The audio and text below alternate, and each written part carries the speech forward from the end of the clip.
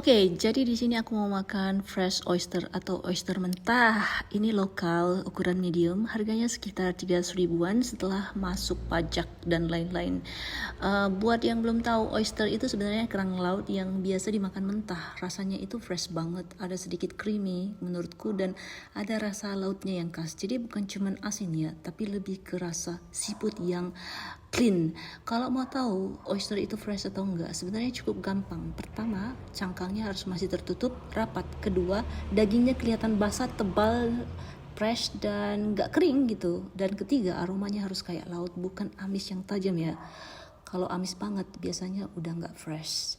Ngomong-ngomong, aku pernah coba fresh oyster di Melaka, Malaysia, dan itu pertama kali aku makan oyster. Jujur waktu itu aku agak bingung, nggak tahu ngarapin apa gitu.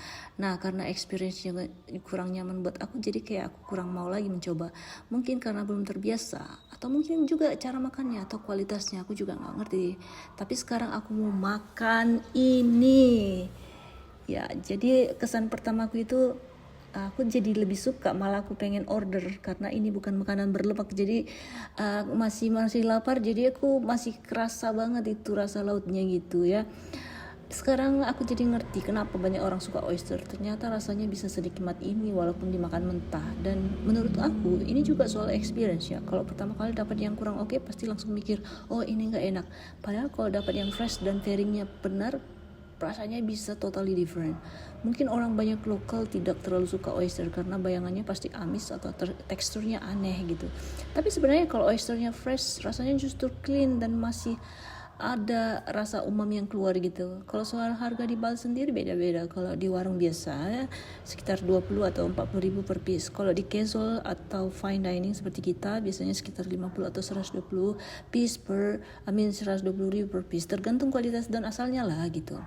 Jadi cara makan oyster itu biasanya langsung di slop gitu. Tapi aku tidak suka dengan makanan yang seperti itu. Terserah mau dibilang salah attitude-nya, standarnya, etiknya, whatever. Di sini aku pakai saus vinaigrette. Vinaigrette itu campuran dari cuka dan biasanya dengan red wine vinegar atau cuka wine ditambah bawang dan sedikit seasoning. Jadi rasanya asam segar dan ini bantu banget untuk balance rasa oyster. Selain itu, biasanya orang juga makan pakai perasan lemon.